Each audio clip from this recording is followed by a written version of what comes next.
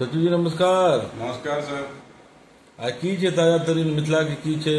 आइ प्रधानमंत्री जी आवे वाला छै तो उनका में की नया ताजा छै? कांग्रेस से बड़ आक्रामक छै की सब छै कने बताइयो दर्शक सबके। मिथिला में तो अखन एहन खास नहीं छै, बरसात चल रहा है आ किसान सब जे छै से अपन खेती पथारी में लग गेल छै पानी के अथी भऽ के। आ दोसर छै जे आइ बिहार के लेल जे छै से महत्वपूर्ण बात ई छै जे फेर आइ प्रधानमंत्री के सिवान में कार्यक्रम छनि। ओहि के लगे जे छै से कांग्रेस जे छै से बहुत आक्रामक ढंग से जे छै से सवाल उठेलकै, खास करके नमामि गंगे पर जे एनजीटी के रिपोर्ट के हवाला से जे छै से कांग्रेस सरकार के, केंद्र सरकार के राज्य सरकार के दोनों के घेरलकै है। तो एनजीटी तो बिहार सरकार पर पेनल्टी केलकै ने यो जी, एनजीटी पेनल्टी केलकै है और मुख्य सचिव के जे छै से हाजिर होय के आदेश सेहो देलकै है।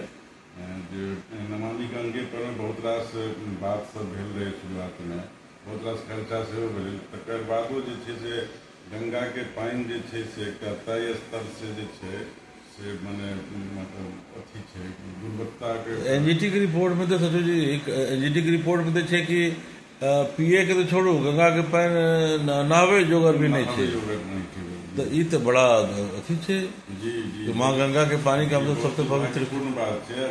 देख लगे सरकार बहुत बड़का बड़का बात कहने रहे शुरू में, नमामि गंगे सरकार के द्वारा लॉन्च कल गए रहे, बहुत रास खर्चा भेले, लेकिन तकर परिणाम कोनो सार्थक नहीं निकल के लिए एहि मुद्दा पर जे छै से कांग्रेस सरकार के घेर रहा है। लेकिन आज तो प्रधानमंत्री जी पटना के कैटा एसटीपी के जे सीवर ट्रीटमेंट प्लांट है जे गंदा पानी गंगा में नहीं जाए तो ओकर तो उद्घाटन कर रहा है। तो जी बिल्कुल, ऐसे उम्मीद है कि कने पानी की क्वालिटी ठीक है।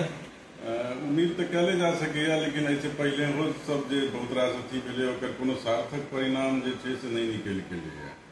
अब जब उद्घाटन हो काज शुरू हो तो हम देखा पड़ते जो कतेक नीक से काज कर रहा है। अच्छा, एक बाद नमामि गंगे प्रोजेक्ट के बाद आरो सब की पैघ तोहफा भेटल जा रहा है बिहार के? 10,000 करोड़ से बेसी विभिन्न योजना के जे छै से शिलान्यास करता। आई जे छै से एक नमो भारत ट्रेन के हरी झंडी देखलता प्रधानमंत्री, जे ट्रेन अहाँ के पाटलिपुत्रा से खुल के गोरखपुर तक जेतै, सिवान में हरी झंडी देखलता। अच्छा, तो वो भाया मुजफ्फरपुर जेते? नहीं, भाया मुजफ्फरपुर नहीं जेते, तो पाटलिपुत्रा से तो सीधे सोनपुर से सीधे सिवान कर देते ना।